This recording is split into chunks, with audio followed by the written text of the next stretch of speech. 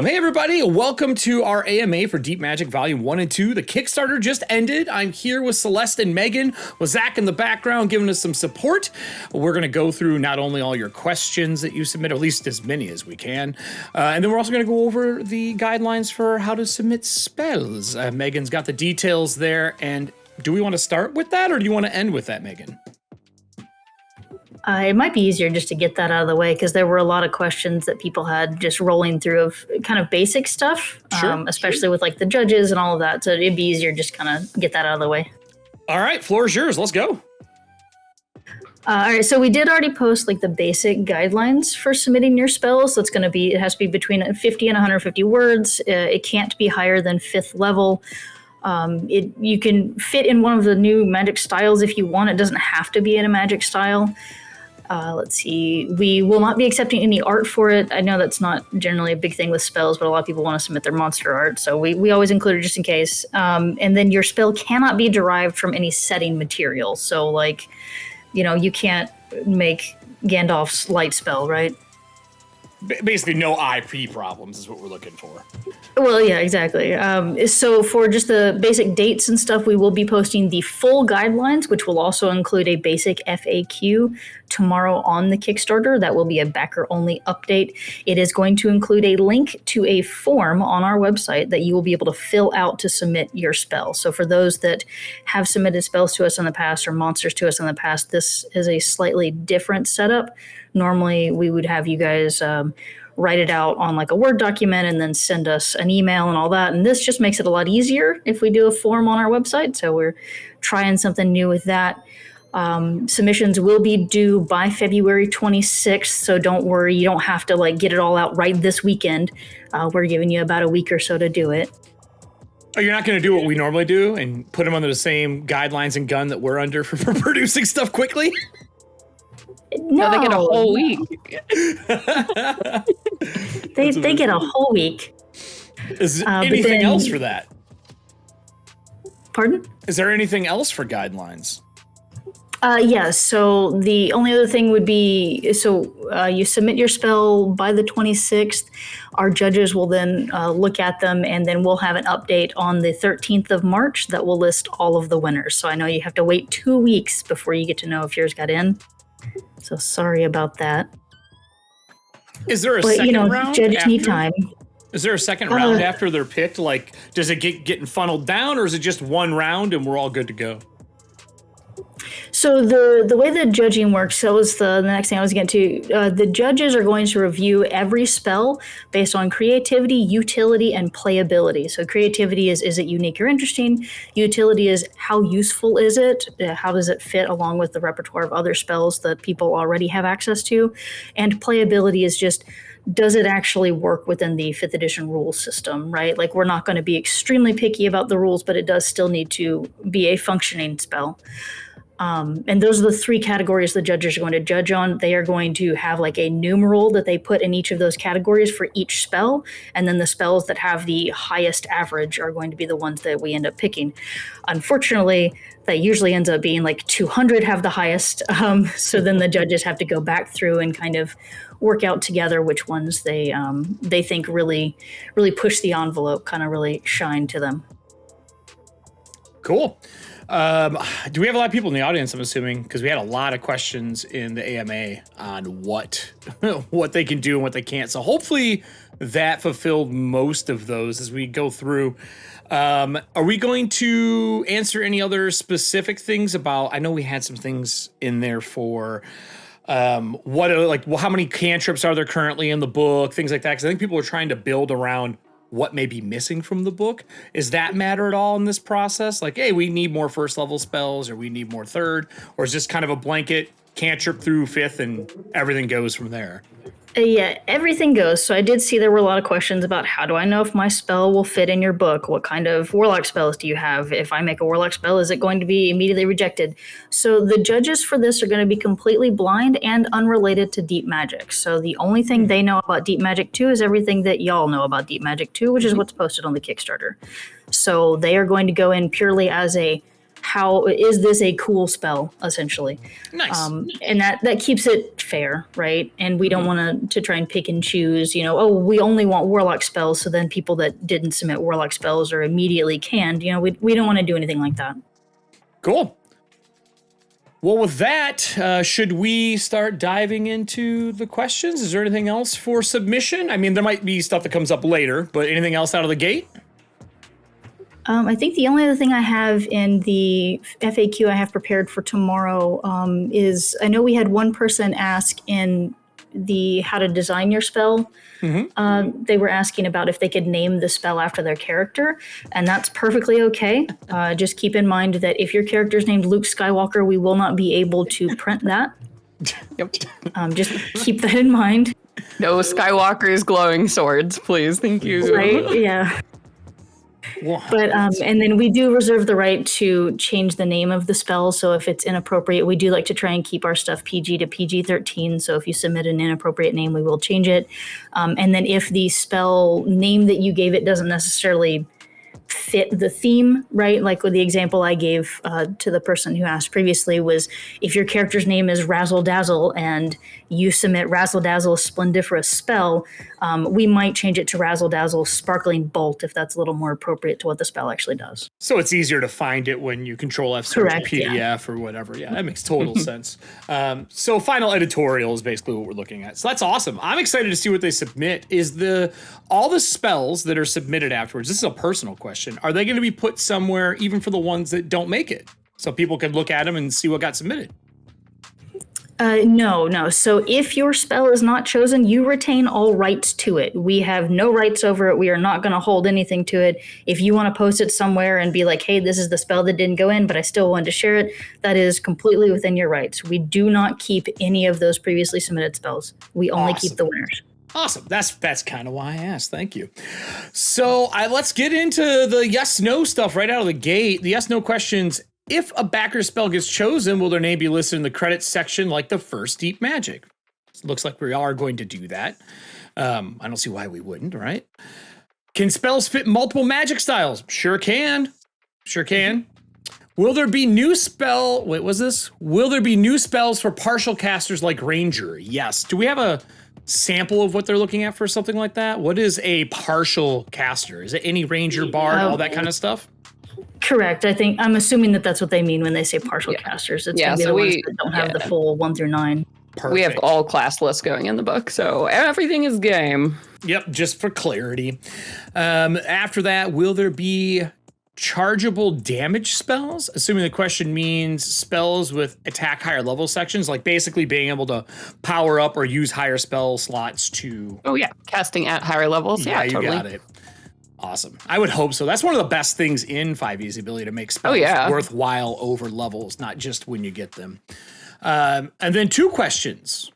Will there be PF1/2 support? No, currently no. That's not something we're looking at with Deep Magic. We made it for 5e, right? I'm correct in saying that? It's only made for that. Yep. Or OGL now, I guess, right? Yeah, though it is going to be forward compatible with Project Black Flag, so. Yeah, we all know everyone in here is excited for that. I'm always waiting to see hands fly up or something.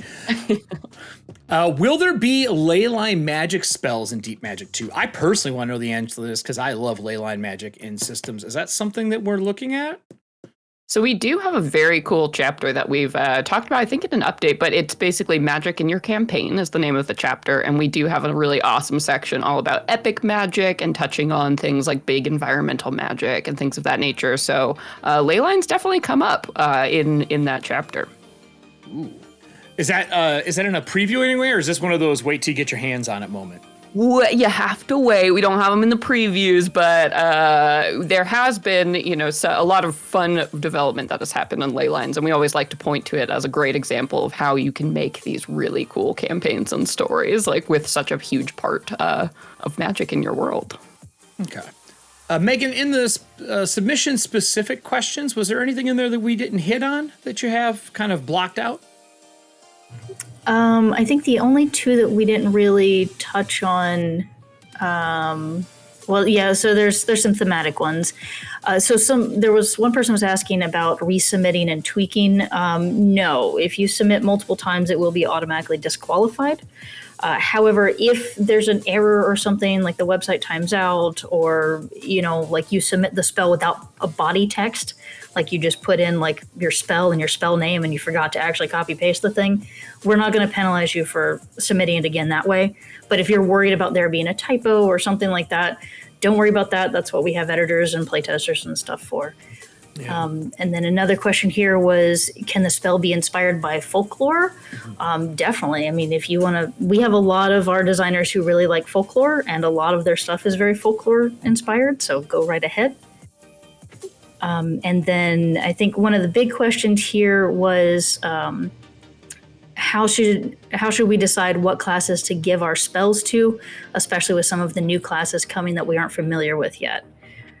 So part of that I can speak to, in that look at what the themes are in classes, right? Like the cleric is going to be more about helping their allies and bolstering their allies. So if your spell bolsters allies, chances are the cleric or the bard will probably have it. Celeste, do you have any guidance on if anybody wants to make something for the witch? Yeah, so for the witch does use, you can think of the witch as kind of the same way bard is to wizard, where it gets a limited version of the wizard's class with a few extra bonuses. The witch sort of functions like that with the druid spell list. So think of things along that line for the witch there. So nature theme things, anything to do with spirits, rituals are all good things to think about if you're interested in the witch class. And I will say, as a bonus for the Thurge, don't worry about tagging the Thurge, because they just get straight up access to the cleric and the wizard spell list. So they will not need their own unique spell list. Making him the best caster ever. Just saying. I mean, that's kind of the cornerstone of the idea, right? When doing rituals internally, is there any guidelines to what classes typically get ritual casted spells? So, I mean, Ritual Caster is part of the class descriptions off the top of my head. It's Wizard and Cleric gets it, and oh boy, Meagan. Druid is the other one. I think those are the three that auto get it. So keep that in mind. And do either of our new classes have it? The Witch does indeed get Ritual Caster. All right. Nice. I'm excited for that, especially since, your last name has it in it, like we said in Kobold. I know, and so people are so surprised that this is actually my real name. This is not a pen name. It's amazing. I was born extra magic. Yeah, that's great. So we have other ones under your next section, Meagan. Is there any from the chat log that we should answer before we dive into that kind of next topic piece that you have? I think there was one in here that said, do you need to list the classes that spells will be made for? Yes. Just saying that out loud. Do please list what spells, like what the class list your spell should go on. That will be in the guidelines tomorrow as well, about how to fill in that form. Nice. I don't know if we should dive into Project Black Flag stuff that's on here. Do we have other things we should cover before we get into that piece? Well, I think the AMA was supposed to be focused more on helping people create their spells and answering questions for that. Yeah, that's kind of what I was thinking. But if everyone here is like, I already created my spell. I don't care about what you think about spells. We want to hear Black Flag stuff. Nice. I guess.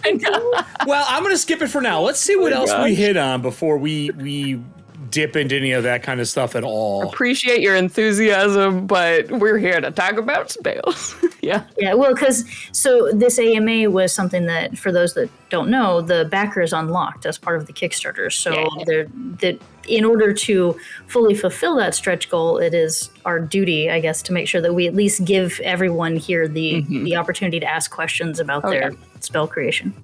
Someone had asked earlier if there's going to be video/audio recording of this AMA. There sure is. In the background, I'm recording it right now. It'll go up on YouTube after we do a little bit of cropping to the front and end. And then we'll see about pulling the audio out to make it for something. I don't know if Kobold has just a podcast somewhere. But that's something maybe we can talk about in the back end. But it'll be on YouTube.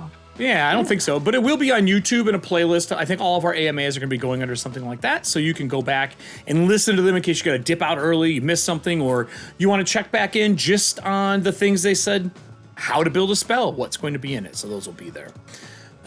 We have another one in here. I guess going to start fielding some questions we have. Are runes getting changed in Deep Magic 1 rework is one of the questions.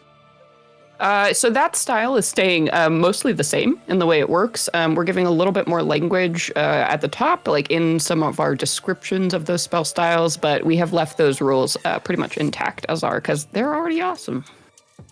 Nice. What else do we have here? Oh, this is a fun one. This is says we just end. I think we should definitely say something about this. How happy are you to smash all your Kickstarter records on a scale from Shrug to Kobold? 2 kobolds. Yeah, super kobolds. I had like 2 super kobolds. Well, there are 4 kobolds right here, so I guess it's 4 kobolds. 4 Yes, kobolds 4 up. kobolds 4 worth. Now you're gonna make me make a little thing I can click to put kobolds across the bottom of the screen for AMAs. This is extremely personally very, very cool and satisfying to see, because this is my first project that I've led as the senior game designer for Kobold Press, and to see it like totally smash everything has just been so cool and so wonderful, and like a really awesome welcome to this role. So thanks, guys. Yeah, I'm new to the show, so I'm just happy to be here for the tail end of it. What else do we have here? What art pieces are you most excited about? AKA, what spells are you excited to see get art? Man, there's the art in this. Mark, if you're out there, Mark Rattle is our art director, and I said this on our last AMA, but he absolutely slayed it on, getting these great artists in here, and this is probably going to be one of our most beautiful books ever. I don't know, Meagan, I feel like I've been living with this art for a really long time, but do you have a favorite that you've seen? Oh, goodness. Like, I hate it when people ask me the favorites, because, like, I like them all for different reasons. I know. So I hate when people are like, what's your favorite spell? I'm like, no, I've written like 500 in the last, like, replace favorite with excited then. Which ones are you excited to see? Oh man, we have a gorgeous art piece for a spell. It's called Phantasmal Phalanx.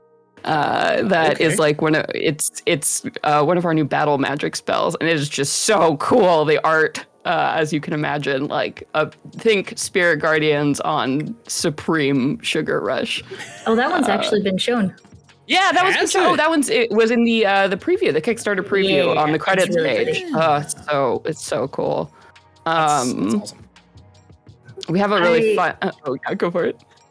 I actually really like, we have this fun little theme that we did with some of the single figure art pieces. So if you'll notice the covers of Deep Magic 1 and 2, just for anybody who hasn't actually looked at the covers, it's dueling wizards, right? There's an ice mage and a fire mage dueling.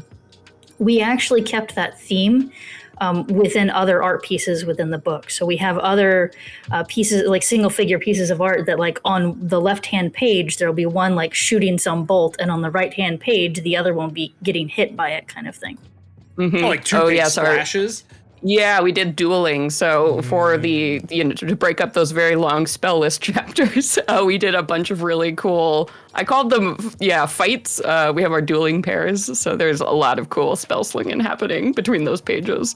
And they're just fun little single figures that are doing some type of spell effect, right? Like, they're not going to be full big splashes like what the cover is, but it's still just fun little dynamic pieces that, as Celeste was saying, kind of break up all of the spells, because when you got a lot of spells going together, it can get a little monotonous. Yeah, I mean, stat blocks on stat list, blocks. Yeah. You got to break them up somehow. Spell slinging, though, across pages, that's like some comic book love right there for me.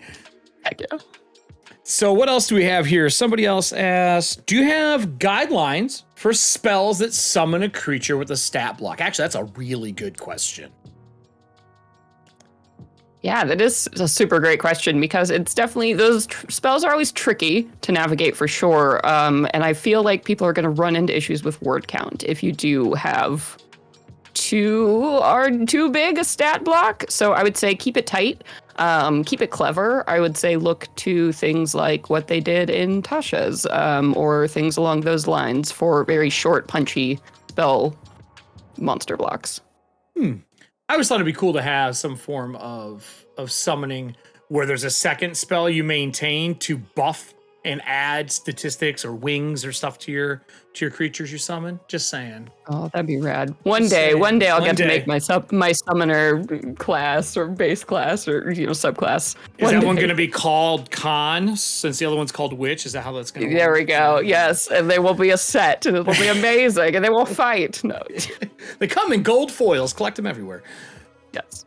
What else do we have here? That was the guidelines for summon. Can the spells we create apply to dream magic and such? Oh, yeah. Yeah. Yeah. You can apply it to any of the styles if you want. And you can apply to more than one style if you want. And also don't be afraid to, if you do have a style that you really like from Deep Magic 1, we're still interested in putting new spells in Deep Magic too. So it might not, specifically be compatible or listed in Deep Magic 1, but absolutely go for it, because most of the people who have these books have both. So if somebody's really excited about a style that appears in 1, it's pretty safe to bet that they'll be flipping through 2, looking for options that also pair with what they have in 1. Yeah. I have one internally. Is there a category or school of magic that you consider very hard to design for, that you can kind of give guidelines or help with? Is there anything that just, when you do this, be careful, here's the stumbling blocks? Level 9. Well, we're only doing just in general. Level 9, Megan. We're only doing to 5. We're only doing to 5. I'm just saying, you asked an internal question, so I gave you the answer. Level 9 is hard. I feel like designing for level 7 or 8 is even harder than 9, because you're like, okay, it can't quite be ending the world, wish level, ninth level junk. Oh, man. Oh, boy. I would say, actually, though, cantrips are probably the hardest thing to design, because anytime you have something simple, it takes 10 times as much work as making something complicated. Oh, yes. Polishing well. simplicity is so difficult. I 100% agree. Cantrip would probably be mine. Cantrip and summoning. Summoning is actually one of them I think is very hard to do, and not just go, you make a creature. You make a creature, it shows up. I would say illusion is also very difficult. Illusion is just hard in general because so many creatures have resistance to all kinds of junk. So enchantment and illusion, it always gets really hard to find a spell that can really affect creatures in a way that feels good. So those are always difficult to do. Thanks, Zach. Actually, I was just looking for that question. I saw that one earlier today. For backer spells, would you prefer the power levels to err on the side of stronger or weaker ends of the spectrum? For example, should a first level spell be closer in power to silvery barbs or color spray? Oh, not silvery barbs, no. Cast that spell into the sun. What's wrong? You don't like silvery barbs? Yeah, does anyone like silvery barbs? No, my bard player loves silvery barbs. But that's fine. So I would say err on the side of more powerful, just in the fact that I feel like a lot of times people go for spells that are really, really specific or derivative of existing spells. And then we have to move by them because they're too niche. So you do want a spell that can be applicable in a lot of situations. So if you read your spell and you think back to your last few games and it's not a spell that you can see yourself reasonably casting, then that's probably not quite what you want. So I guess when you're saying power in terms of utility, lean on the side of making a spell that is more likely to be used, more utility, something that players are going to want to use all the time. I can't find this one. I remember there being a question earlier that was, what school of magic has the least spell count? The least amount of spells under it for a school of magic. Oh, I think it's divination. Yeah, I feel like divination doesn't have a lot. Necromancy has a surprisingly small amount, especially at lower levels, which is such a bummer because necromancers are so cool. I feel like abjuration doesn't have a lot either. Those are kind of the unloved schools. Yeah. We have so many evocation. We have so many evocation, up the walls evocation. But they're also some of the spells that, have the most utility in combat. So it kind of makes sense. Yeah, for sure. Let's see here. What else? There's also a ton of conjuration. Conjuration and evocation, I think, are probably some of the most common. Transmutation's another one I think that's very hard to design for. That's going back to the previous question, because you're changing something from one to another and you're swapping stats, which gets real rough. And then finding something that's not too specific for transmutation. I find like how many times can you say I turn this person into something else and keep it unique? It's challenging. Let's see here. What else do we have? What does the playtest and editing process look like for backer spells? So usually for these, we try to do a playtest of the spells that we get through in the final. Usually we get time for about one playtesting round of these spells post Kickstarter. So because it's kind of the process, like while we're editing the rest of the book, we get these rolling in, which is one of the reasons we have such tight deadlines for you all to get those submissions in. But we do absolutely try to playtest these spells, put them through their paces at least once. Welcome to the pipeline. You're part of it now. Yeah, the reason for the rush timeline is because we want to get the book to you guys so fast. Yes. Just full clarity. That's the main reason, is we want to get the book in your hand. Yes, so thank you. We really appreciate you getting these to us so quickly. Yes, Zach, the reason is I 100% want you to get that book to me as fast as possible. Get it in my hands now, yesterday. Right now. We have a couple other ones, and then I will say we're scrolling through the AMAs, but if we missed one you think is really important, if you stick it in the chat alongside of the call that we're in right now, I'm scrolling through that as well, just in case we miss anything. Zach is also helping in the background for this. Let's see here. And for those that don't know how to access that chat, it's in the top right corner and it looks like a little speech bubble. Yeah, thanks, Meagan. I was just going to say, I probably should tell them. What else do we have? Oh, should we avoid using the similar mechanics of existing spells, even if we flavor the spell in a completely different way? So I think that really depends on what you're trying to do. So if you're doing, I want to do Fireball, but I'm just going to say it's cold damage. Our judges know what Fireball is, so they're probably going to look at that and be like, you know what, this isn't very creative, and mark it low on creativity, right?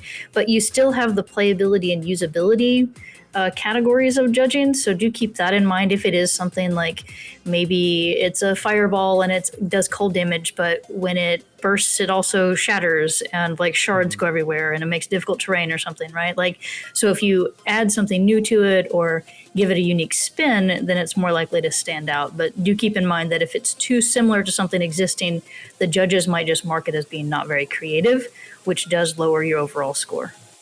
I will say too, if you can reimagine an existing spell in a way that works for maybe like it fills a different niche, like maybe it's on different class spell lists. Like this is a version of Fireball that actually works and looks cool with like the cleric spell list, right? That might give you more points for something creative, as opposed to just, you know, another thing wizards can do, but slightly different.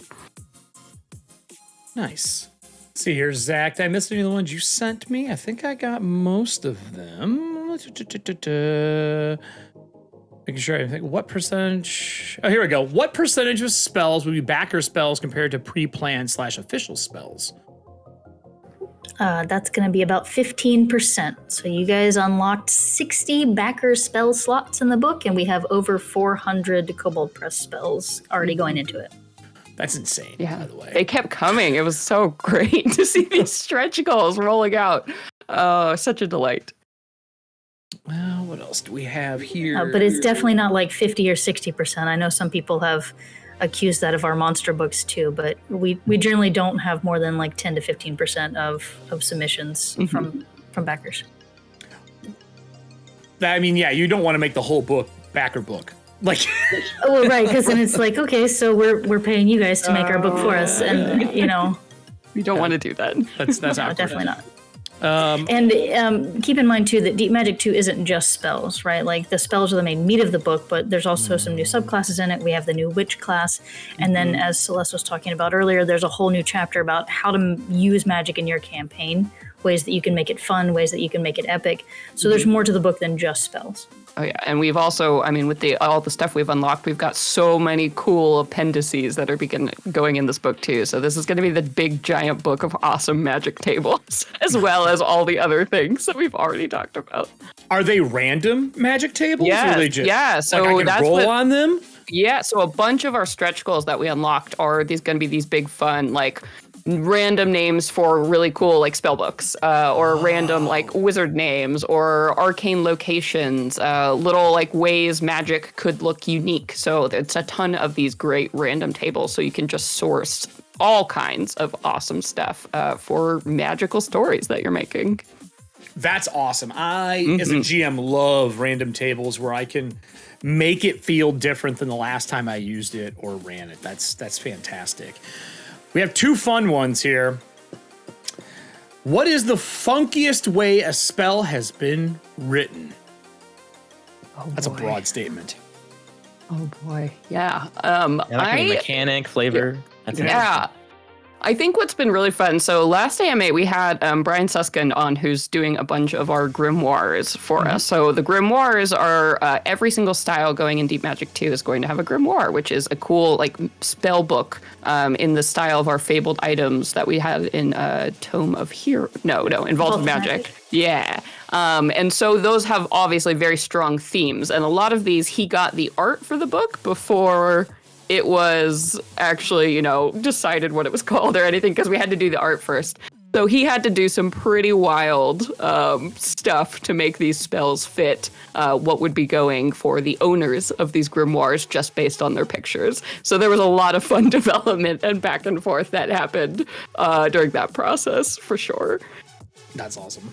This is a classic. Both Zach and Meagan put it in here. Apples or oranges? I love oranges. I'm an apple gal myself, but wait, Meagan, you live in Washington. What you betrayed? I'm not from Washington. I've only been up here for a few, 6, 7, 8. Okay, so about 10 years now, but We grow like the most species of apples in the U.S. It's something like crazy. 30. It's ridiculous. I'm from the South. You got red and you got green. That's what you got. Yeah. And then I move up here and there's like pink ones and then this other type of red one and then this other type of green one. And I'm like, what is even happening? So that's our little lesson about Washington State, everybody. Welcome. I like throwing this wrench into it. Oranges from the 80s, yes. Apples, anytime now, they're better. Oranges from the 80s are different. And that's just because my child wonderment. Okay, I was like, that is so weirdly specific. Nah, I remember traveling to Florida and getting oranges and them tasting delicious. And like, I'll get one recently. Like, you go down after a con and there's an orange in the basket. You're like, oh, I'll have one of these. And you're like, this is bad. Oh, man. Oh no! Yeah, that's if you get oranges from the growers, like on the side of the road and stuff in Florida, those are the best. Those are the best. That's exactly what I'm talking about. That's why I remember the 80s. So, yeah, I'm dating myself a little bit there. So I thought it was funny. This is a question I personally strikes a little home for me. How many warlock spells are being added? Cantrips specifically. I'm currently playing a warlock, and as much as I love Eldritch Blast, it does get boring once in a while. We definitely do have a hearty selection of warlock spells that are appearing in the book, including some cantrips. I don't know, though. It's so hard. Maybe one of you will be the designer who gives us a warlock cantrip that can truly rival Eldritch Blast. I want to see it. That's the challenge. If for those of you who have seen the first Deep Magic before, the Eldritch Blast spell, the one that like shoots beer, that was actually a backer submission spell. Yeah, they actually mentioned that in their thing. I was just going to ask that next. Oh, heck yeah. They spelled it that way. I would like Eldritch Blast rise. Yeah. That is transmutation that turns people into kobolds. Amazing. Wow. That definitely can't be a cantrip. Yeah, it's not a cantrip, but... Oh, it could last one round. Maybe you look like a kobold. Look like a kobold. Even better. All right, we need to sneak in a kobold then. You're a kobold. That would be great. I don't Kobolymorph, says Hector S. Yes, that's good. Kobolymorph. Someone Wonderful. take that. That's a fantastic name for a spell. Oh, so there was a few other things here, Meagan, and we'll wait some more questions that kind of bubble up here. Is there anything else in the doc you sent me that you want to go over? We got about 20 minutes left here roughly for our hour. Let's see. Like there's a logistics question down here. Logistics is probably better than that because we've got two like personal opinion ones. Well, we'll do those at the end. what's We'll your do the favorite, personal whatever. opinions. We'll do them at the end. We'll save them for our closing statement, our personal opinion ones.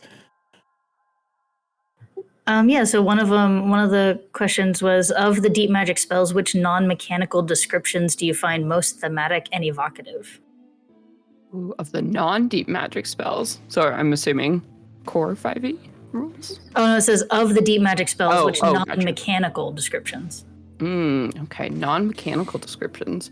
I always really appreciate any spells that do include, like, they start with some kind of visual or like summary indicator. So basically what I love is when I'm at a table and my player says, I use this spell, and I ask, what does that do? If they have like a nice, that first sentence can answer that question for me and they don't have to just read the entire spell and I get the idea, like that's always so great. So if this first line is, oh, I throw a ball of fire out of my hands and it explodes, like that's so great. I wish players could just answer the question with that. So I feel like when you, and then they proceed to read the whole thing. But if you can do that, so those descriptions that really make it easy to understand what is happening, like in the imagination space, are always my favorite.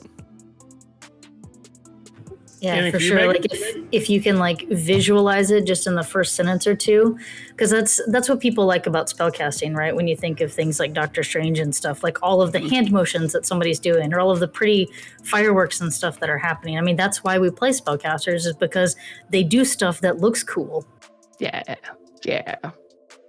So, if you can say, you touch a creature within 5 feet of you and threads of magic weave a protective ward around them, like that's a very cool way to start a spell description. Yeah, and then the player at that point can decide, how do I want that to look? Do I want that to be a specific color? Do I want the threads that weave around you to look like knight's armor because I'm a lawful good wizard? Or do I want it to be like this oozing, dripping shadow, Yeah. Let's see here. I also like, are there going to be more fabled items in this book? So we have our grimoires. That's good news. And what's really great too is y'all unlocked a bunch of stretch goals for grimoires as well. So that means that we are adding on top of a grimoire, which is a fabled magic item for every single style going in the book. We're going to have 3 villainous themed spell books in there as well. That will also be those kind of fabled items that level up with you as you hold them. So we're going to have quite a hearty selection in this book. Let's see here. We do also, I will say, have some other just standard magic items going into the magic styles. Some of them a la the same thing in Deep Magic 1. Some of those styles had specific magic items designed for them. Some of the styles in Deep Magic 2 also have those, but the grimoires are the only fabled items going in this book. Nice. In terms of feats regarding spells, spellcasters, and spell-like abilities, is there any plans on creating feats that modify how spells can be used? Examples, downcasting, changing spell list, or schools of magics. I would like to add Alter Eldritch Blast. We do have some really fun stuff going in. I feel like more than feats that you're going to see in the book, we have some subclasses that really play with a lot of the mechanics of spells and spell casting. So some that come to mind that allow you to convert like remaining spell slots into bigger ones. And we do have features which are very similar to feats that will appear in the book as well in some of the magic styles. So like we have for the battle magic style comes to mind, we have some tactics that you can learn as a battle mage that function very similarly to the way feats do. Nice. Is there any other ones that either of you saw in chat while I'm scrolling through the list right now? That you wanted to answer that maybe I missed? That's probably the best question. Let's see. Joel Russ asked, you mentioned spells could use any style. Should they be tagged that way? Yeah, include any tags that you want in your submission of the spell. So like in the same space where, you'd put like, oh, this is a spell for witches and warlocks. Also make sure to tag that spell in there in brackets or parentheses. either way, we'll see it. Yeah, however you want to tag it is fine. We'll have the full guidelines tomorrow. We'll tell you where to put that in the form. And where will they be able to find the guidelines for that? That's going to be a Kickstarter post tomorrow morning.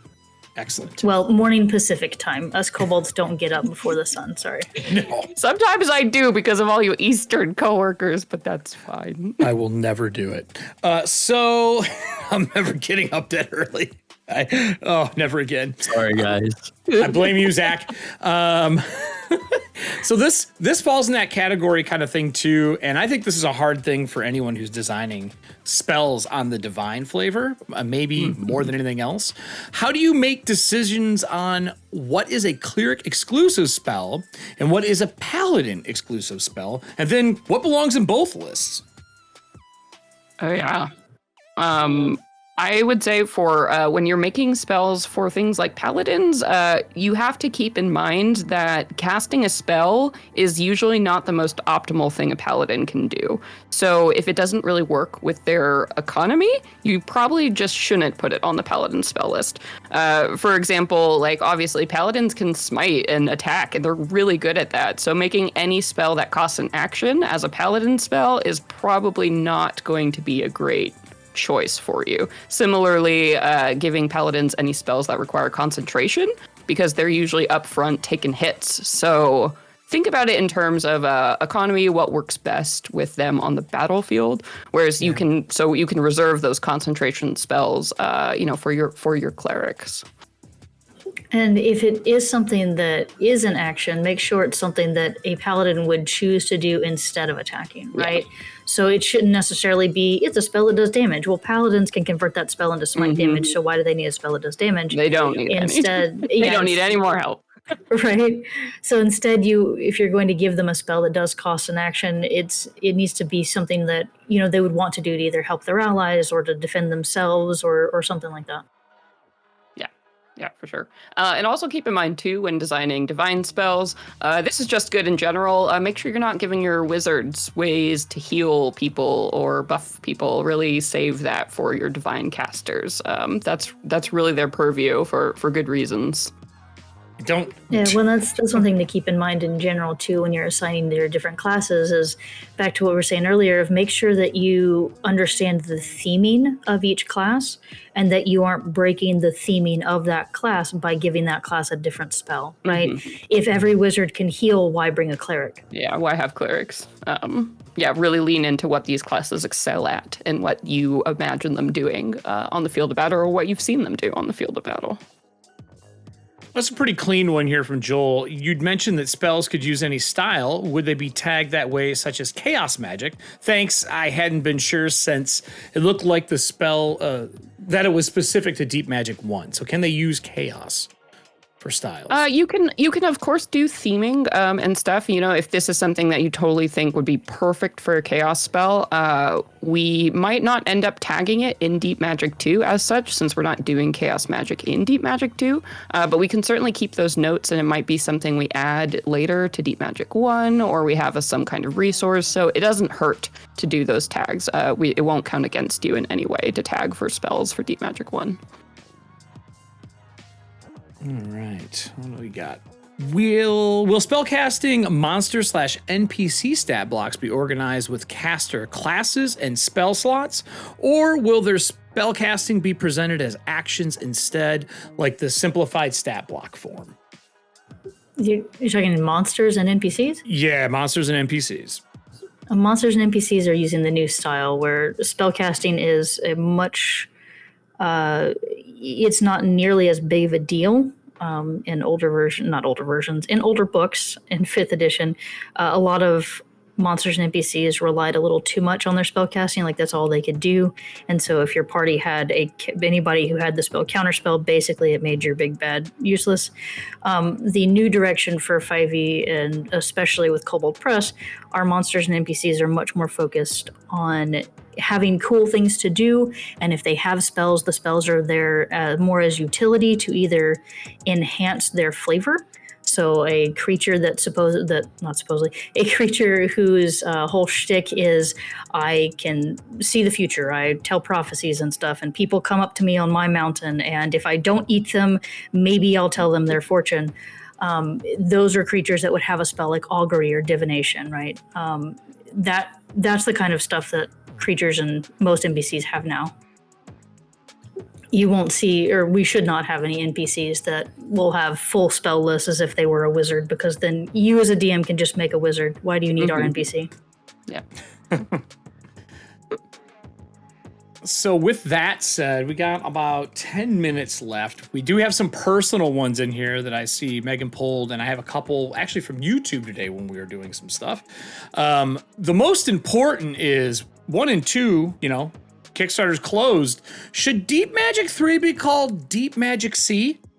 Magic C. I think we already decided it was Deep Magic and then Deeper Magic, and then 3 is going to be Deepest Magic, is I believe the title we've slotted. Right. Deepest Magic. Deepest Magic. Yeah, it's deep, deeper, and deepest. It's just like dumb, and dumber. Yes. So I don't know what we'll do for 4.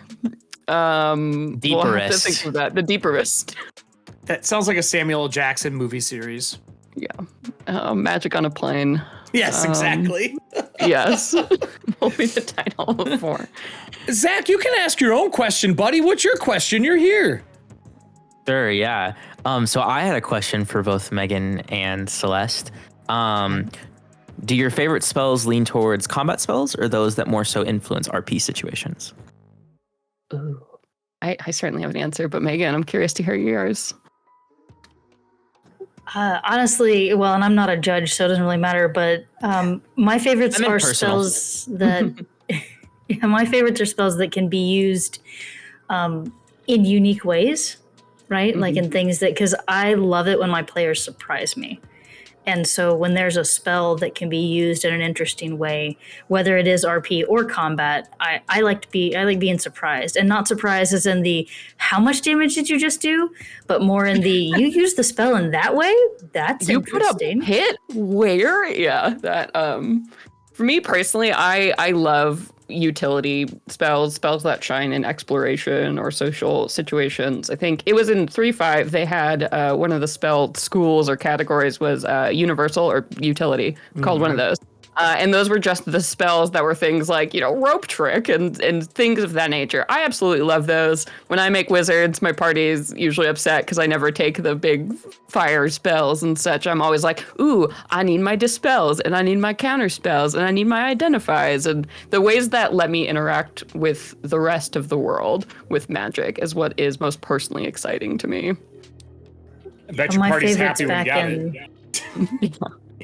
Yeah, when dispatch magic saves the day, when somebody's cursed and I can undo that, then they don't complain. Right?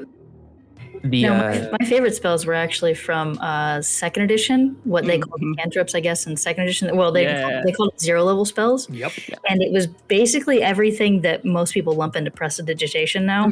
But I loved it because it was in the original Unearthed Arcana book, and it was like 3 pages of these 0-level spells that were like, chill your drink, guests in your friend's bed, like all these like goofy little things that apprentices would do. And now in 5e, it's like, oh, that's just all under prestidigitation. It's just one spell.